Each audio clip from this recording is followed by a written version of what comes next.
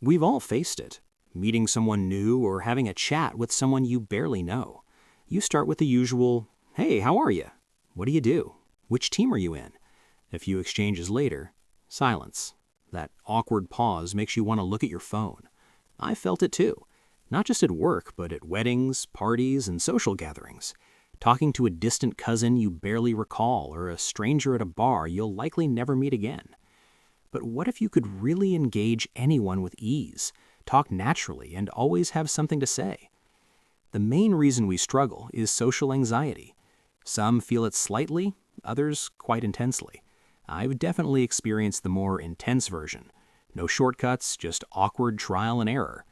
Over time, I understood I wasn't broken or antisocial, just untrained. Being good at conversations isn't about confidence, it's about skill. And like any skill, whether playing an instrument or writing well, it can be learned. After years of observing, failing, and practicing, I found 3 key things for speaking naturally to anyone, and you can start using them immediately. First, ask purposeful questions.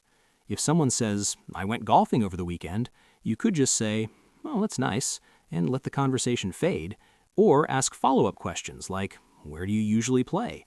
How long have you been playing? Do you compete?" Even if golf isn't your thing, this shows genuine interest, or at least creates the feeling of it. It keeps the chat going and lets you steer it where you want.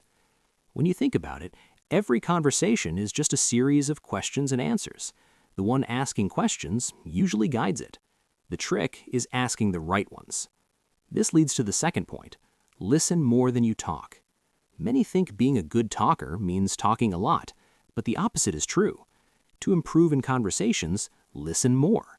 Not the fake listening where you're just waiting for your turn, but active listening. Pay full attention without planning your next line in your head.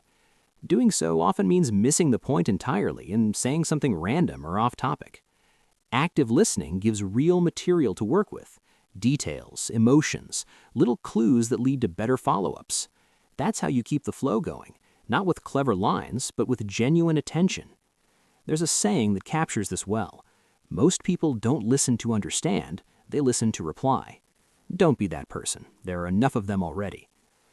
Third, find common ground. This is where things get interesting. We connect best with those sharing our interests, experiences, or values. Sometimes it's obvious, like a shared love for the same sport or music. Other times it requires some digging. But if you ask the right questions and pay attention, you'll find that click. Once you find that shared point, guide the conversation there. Suddenly, it stops feeling forced. It becomes easy and enjoyable. Let's be real, not every conversation will flow perfectly. Some will hit dead ends with awkward pauses and silence. That's okay. Silence isn't a failure, it's just space. Get comfortable with it, and it won't feel like pressure anymore. The truth is, good conversations aren't about charm or confidence. They're about curiosity, patience, and being present. If you apply these 3 methods, asking purposeful questions, listening actively, and finding common ground, you'll never run out of things to say. Over time, you'll see that the goal isn't to be interesting, it's to be genuinely interested.